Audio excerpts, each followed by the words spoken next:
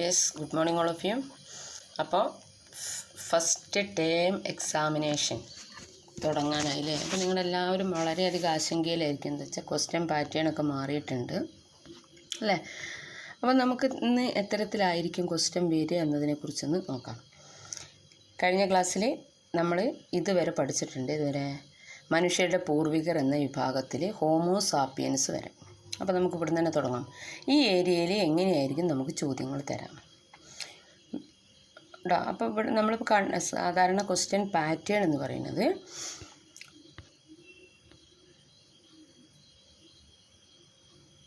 നമ്മൾ പറഞ്ഞു സസ്തിനികളിലെ ഒരു വിഭാഗമായ പ്രൈമേറ്റുകളിൽ നിന്നാണ് മനുഷ്യ പരിണാമം. അപ്പോൾ മനുഷ്യ പരിണാമ ഘട്ടത്തിൽ ഉൾപ്പെടുന്നവ ഉൾപ്പെടാത്തവ എന്നുള്ള ക്വസ്റ്റ്യനായിട്ട് തരാം. അപ്പോൾ ഉൾപ്പെടുന്നതിൽ ഇപ്പോൾ പ്രൈമേറ്റുകൾ, ഹോമിനോയിഡുകൾ, ഹോമിനിഡുകൾ എന്ന് തന്നിട്ട് അതിനോട് കൂടെ മറ്റൊന്ന് തരാം. അങ്ങനൊരു വിഭാഗം. പിന്നെ ഈ ഹോമിനോയിഡുകളെ പ്രത്യേകതകൾ ചോദിക്കാം. അപ്പോൾ മാച്ച് ദി കോളം കൊടുത്തിട്ട് എന്ത് ചെയ്യാം? ഒരു കോളത്തിൽ പ്രൈമേറ്റുകൾ, ഹോമിനോയിഡുകൾ, ഹോമിനിഡുകൾ, പിന്നെ ഹോമോസ് കൊടുക്കാം. എന്നിട്ട് മറുകോളത്തിൽ ഇവയുടെയൊക്കെ പ്രത്യേകത. പ്രൈമേറ്റുകൾ എന്ന് പറയുമ്പോൾ സസ്തനികളിലെ ഒരു വിഭാഗം എന്ന് കൊടുക്കാം. ഹോമിനോയിഡുകളാകുമ്പോൾ 4 കാലിൽ നടത്തം മറുകോളത്ത് കൊടുക്കാം. ഹോമിനിഡുകളാകുമ്പോൾ 2 കാലിൽ നടത്തം അല്ലേ? പിന്നെ ഹോമോസാപ്പിയൻസ് ആകുമ്പോഴാകുമ്പോൾ ബുദ്ധിയുള്ള മനുഷ്യൻ. അപ്പോൾ ഇത്തരത്തിൽ ഇവിടുന്ന് നമുക്ക് പ്രതീക്ഷിക്കാവുന്നത് 2 ക്വസ്റ്റ്യൻസാണ്. ഒന്ന് ആദ്യ മനുഷ്യ പരിണാമ ഘട്ടങ്ങൾ ഏതൊക്കെയാണെന്നുള്ളത് ചിലപ്പം ഫ്ലോ ചാർട്ട് തരാം. ഇതുപോലെ തന്നെ അതിൽ നമ്മളോട് ഫില്ല് ചെയ്യാൻ പറയാം. ഇപ്പോൾ പ്രൈമേറ്റുകൾ ഇതുപോലെ തന്നെയും തരാം കേട്ടോ. ഇതുപോലെ തരാം പ്രൈമേറ്റുകൾ. പിന്നെ താഴെ സസ്തനികളിലെ ഒരു വിഭാഗം എന്ന് അവർ അവിടെ ബ്ലാങ്ക്, അവിടെ നമ്മൾ ഫില്ല് ചെയ്യേണ്ടത്. പിന്നെ ഹോമിനോയിഡുകൾ എന്നുള്ളത് 4 കാലിൽ നടത്തം ഹോമിനോയിഡുകൾ. പിന്നെ ഹോമിനിഡുകൾ എഴുതിയിട്ടുണ്ട്, അവരുടെ സവിശേഷതകൾ എഴുതിയില്ല. 2 കാലിൽ നടത്തം, അപ്പോൾ നമുക്കവിടെ ഫില്ല് ചെയ്യേണ്ടി വരും. അത്തരത്തിൽ ഇവിടെ ഹോമോസാപ്പിയൻസ് ആകുമ്പോൾ ബുദ്ധിയുള്ള മനുഷ്യൻ കേട്ടോ. അപ്പോൾ ഇത്തരത്തിൽ ഇവിടെ നിന്ന് ഇങ്ങനെ നമുക്ക് എന്ത് ചെയ്യാൻ പറ്റും? ക്വസ്റ്റ്യൻ വരാം. പിന്നെ ഇനി മനുഷ്യ വികാസത്തിൻ്റെ വിവിധ ഘട്ടങ്ങൾ എന്നതിൽ ഇവിടെ നിന്നും നമുക്ക് ഇത്തരത്തിലുള്ള ക്വസ്റ്റ്യൻസ് പ്രതീക്ഷിക്കാം. അപ്പോൾ നമ്മളിവിടെ ശിലായുഗത്തെക്കുറിച്ചാണ് പറയുന്നത്. അവിടെ നമ്മൾ പ്രാചീന ശിലായുഗം, മധ്യശിലായുഗം, നവീന ശിലായുഗം. ശിലായുഗത്തെ നമുക്ക് 3ആയിട്ട് തരംതിരിക്കാം. ശിലായുഗം എന്ന് പറയുമ്പോൾ ശിലകൾ ആയുധങ്ങളാക്കി ഉപയോഗിച്ച കാലഘട്ടത്തെ നമ്മൾ ശിലായുഗം എന്ന് പറഞ്ഞാൽ ആയുധങ്ങളുടെ സവിശേഷതകൾക്കനുസരിച്ച് നമ്മളതിനെ പ്രാചീന ശിലായുഗമെന്നും മധ്യശിലായുഗമെന്നും നവീന ശിലായുഗമെന്നും വിളിക്കുന്നു.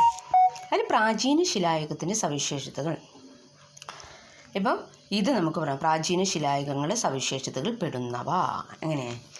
അങ്ങനെ ഒരു ക്വസ്റ്റ്യൻ ആണെന്നാൽ നമ്മൾ ഈ 3 ഓപ്ഷനും കൊടുത്തു. എന്ത്? പ്രാചീന ശിലായുഗ സവിശേഷതകൾ പെടുന്നവ കണ്ടെത്താനാണ് നമ്മളോട് ചോദിക്കുക. എന്നിട്ട് തന്നു സൂക്ഷ്മശിലാ ഉപകരണങ്ങൾ ഉപയോഗിച്ച്. 1ാമത്തെ സ്റ്റേറ്റ്മെൻറ്റ് കേട്ടോ. ഒരുപാട് സ്റ്റേറ്റ്മെൻറ്റൊക്കെ ആയിട്ടാണ് ഇപ്പോൾ നമ്മൾക്ക് വരുന്നത്. അപ്പോൾ നമ്മളോട് ചോദ്യം എന്താ? ഒളിച്ചകയും പ്രാചീന ശിലായുഗ സവിശേഷതകൾ കണ്ടെത്തുക. 1 കേട്ടോ. അത് ചിലപ്പോൾ 1ആവാം, ചിലപ്പം 2 ആവാം കേട്ടോ. അപ്പോൾ അതിൽ ഫസ്റ്റ് സ്റ്റേറ്റ്മെൻറ്റ് ഞാൻ പറഞ്ഞു ശിലാ ഉപകരണങ്ങൾ ഉപയോഗിച്ചു. 2ാമത്തെന്ന് പറഞ്ഞാൽ കൃഷി ആരംഭിച്ചു എന്നാണ്. 3ാമത്തെ സ്റ്റേറ്റ്മെൻറ്റ് എന്ന് പറഞ്ഞാൽ മൃഗത്തോലുകളും മരത്തോലും ഇലകളും വസ്ത്രങ്ങളായി ഉപയോഗിച്ചു. 4ാമത്തെ സ്റ്റേറ്റ് തന്ന് എന്ത്? പരുക്കൻ കല്ലുകൾ ആയുധങ്ങളാണ് ഉപയോഗിച്ചു. അപ്പോൾ മധ്യശിലായുഗത്തിൽ പെടുന്നവ എന്ന് പറയുമ്പോൾ നമുക്ക് അവിടെ ഒരു ഓപ്ഷൻ എടുക്കാം. എന്ത്? പരുക്കൻ കല്ലുകൾ ഉപകരണങ്ങൾ. ഇനി താഴെ കൊടുത്തിന് പ്രാചീന ശിലായുഗത്തിൽ പെടാത്തവ എന്നാകുമ്പോൾ നമുക്ക് ഈ ഒരു ഓപ്ഷൻ മാത്രം ഒഴിവാക്കുക. പരുക്കൻ കല്ലുകൾ ആയുധങ്ങളായി ഉപകരണങ്ങളാക്കി ഉപയോഗിച്ചു എന്ന സ്റ്റേറ്റ്മെൻറ്റ് ഒഴിവാക്കി ബാക്കി 3 സ്റ്റേറ്റ്മെൻറ്റ് നമുക്ക് എഴുതണം. അപ്പോൾ അത്തരത്തിലുള്ള ക്വസ്റ്റ്യൻ ആയിരിക്കും ഒരു പക്ഷേ ഇവിടുന്ന് പ്രതീക്ഷിക്കുന്നത് കേട്ടോ. ഇതൊക്കെ തന്നിട്ടുണ്ട് ശിലായുഗ സവിശേഷത. അപ്പം നോക്കുക, പ്രാചീന ശിലായുഗം എന്ന് പറയുമ്പോൾ ആദ്യഘട്ടമാണ്. പരുക്കൻ കല്ലുകളാണ് ഉപയോഗിക്കുന്നത്. അവിടെ ശേഖരണവും വേട്ടയാടലുമായിരുന്നു അവരുടെ ഉപജീവന മാർഗം എന്ന് പറയുന്നത്. പിന്നെ ഇപ്പുറത്തേക്ക് വരുമ്പോൾ ചിത്രത്തിൽ നോക്കൂ, കല്ലുകളുടെ ഷേപ്പിൽ മാറ്റം വരുന്നു അല്ലേ? സൂക്ഷ്മശില, അതായത് ചെത്തി കൂർപ്പിച്ച ഉപകരണങ്ങൾ, കല്ലുപകരണങ്ങൾ അവർ ഉപയോഗിക്കാൻ തുടങ്ങി. ഭക്ഷ്യയോഗ്യമായ പുല്ലിനങ്ങളും മത്സ്യങ്ങളും ഭക്ഷണമാക്കി. പിന്നെ വരുന്ന എന്താ? മൃഗത്തോലുകളും മരത്തോലും ഇലകളും ഒക്കെ വസ്ത്രങ്ങൾ ഉപയോഗിക്കാൻ തുടങ്ങി. പിന്നെ അടുത്തത് നവീന ശിലായുഗം. അതിന് ഒരുപാട് മാറ്റങ്ങൾ വന്നു. ആ കല്ല് കൊണ്ട് അവർ മറ്റ് ഉപകരണങ്ങൾ കൂടുതൽ പരിഷ്കരിച്ച ഉപകരണങ്ങൾ ഉണ്ടാക്കാൻ തുടങ്ങി. കൂടുതൽ പരിഷ്കരിച്ചതും മിനുസുള്ളതുമായ കല്ലുപകരണങ്ങൾ ഉപയോഗിച്ചു. കൃഷി ആരംഭിച്ചു. 2 പ്രധാനപ്പെട്ട പോയിൻ്റാണ്. കൃഷി ആരംഭിച്ചു, ചക്രങ്ങൾ കണ്ടുപിടിച്ച്, മൺപാത്ര നിർമ്മാണം. ഇത് 3 മേലാണ് വരുന്നത്, നവീന ശിലായുഗത്തിലാണ്. ഓക്കെ. പിന്നെ ഭീംബേത്ക എന്ന് പറയുന്നത് എന്തുമായി ബന്ധപ്പെട്ട, ഏത് കാലവുമായി ബന്ധപ്പെട്ട ചരിത്ര പ്രധാന സ്ഥലമാണ്.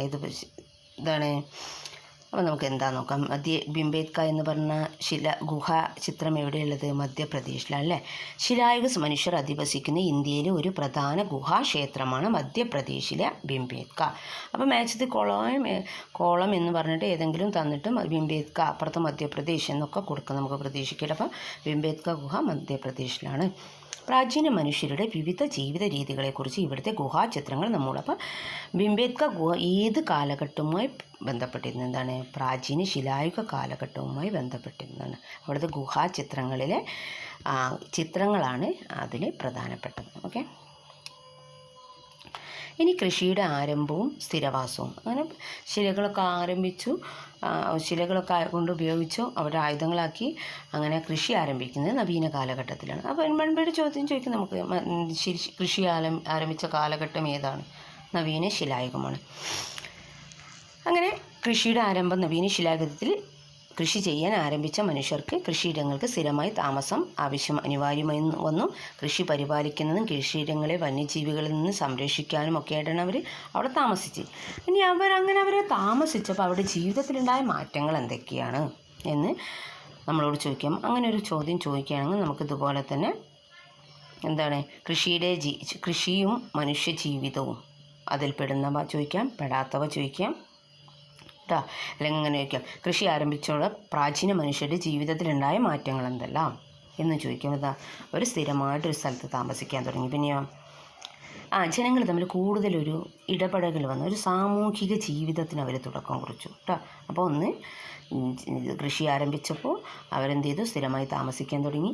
അവർ കൂടുതൽ സാമൂഹ്യപരമായി ജനങ്ങൾ തമ്മിൽ പരസ്പരം ഇടപഴകി സ്നേഹത്തോടെ ജീവിക്കാൻ തുടങ്ങി. ഈ സ്ഥിരവാസ കേന്ദ്രങ്ങൾ ക്രമേണ ഗ്രാമങ്ങളായും നഗരങ്ങളായും ഒക്കെ എന്ത് ചെയ്തു? ഗ്രാമങ്ങളും നഗരങ്ങളൊക്കെ ഉടലെടുക്കാൻ തുടങ്ങി. ഇനി ഒരുപക്ഷെ ഈ ചിത്രം കൊടുത്തിട്ട് ഏത് കാലഘട്ടവുമായി ബന്ധപ്പെട്ട ഇതാണെന്നൊക്കെ ചോദിക്കാം. ആദ്യത്താവുമ്പോൾ പ്രാചീന ശിലായുഗം, മറ്റേത് നവീന ശിലായുഗം കേട്ടോ.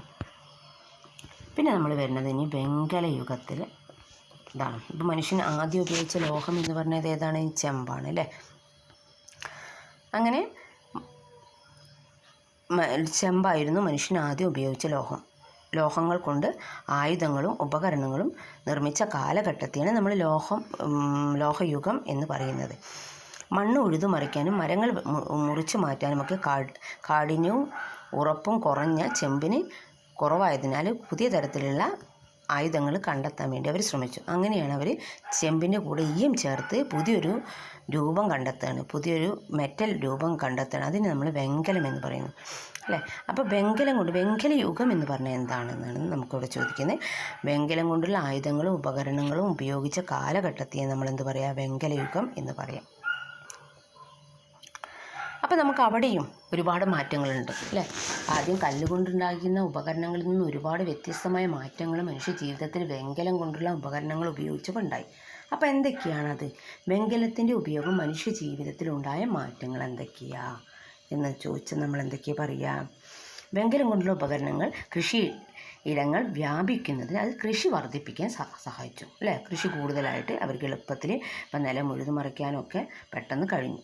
പിന്നെ കൃഷിയിടങ്ങളുടെ വ്യാപനം, കാർഷികോൽപാദനം. അപ്പോൾ സ്വാഭാവികമായിട്ട് കാർഷികോൽപാദനം വർദ്ധിച്ചു. ആ കാർഷികോൽപാദന വർധനവ് ഉൽപ്പന്നങ്ങളുടെ കൈമാറ്റത്തിനും കൈമാറ്റ കേന്ദ്രങ്ങൾ വികസനം. അങ്ങനെ അത് പിന്നെ കൈമാറ്റം ചെയ്യാൻ പറഞ്ഞ് അങ്ങനെ കച്ചവട കേന്ദ്രങ്ങളുണ്ടായി.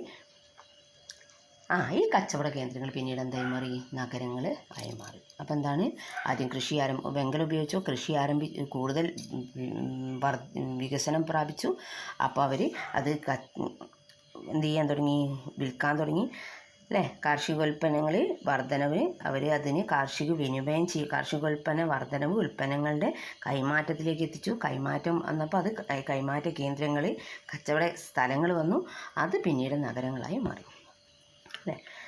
അപ്പോൾ ഇനി നമുക്ക് നോക്കാനുള്ള വെങ്കലയുഗ സംസ്കാരങ്ങളാണ്. ഈ വെങ്കലം ഉപയോഗിച്ച കാലഘട്ടത്തിൽ രൂപം കൊണ്ട സംസ്കാരങ്ങൾ. അതിൽ 4 ഉണ്ട്. അതിൻ്റെ പേര് പഠിച്ചു വയ്ക്കണം കേട്ടോ. അപ്പോൾ ഈ ഭാഗത്തുനിന്ന് ഇനി നമുക്ക് പഠിക്കാനുള്ള ഈ 4 സംസ്കാരങ്ങളെക്കുറിച്ചാണ്. അതിൽ വെങ്കലയുഗ സംസ്കാരങ്ങൾ ഏതെല്ലാം ഫില്ല് ചെയ്യാം. അല്ലെ വെങ്കലയുഗ സംസ്കാരങ്ങൾ പെടുന്നവ പെടാത്തവ ഒക്കെ, അല്ലെങ്കിൽ വെങ്കലയുഗ സംസ്കാരങ്ങളെക്കുറിച്ച് ഒക്കെ ആയിട്ട് നമുക്ക് ചോദ്യം വരാം.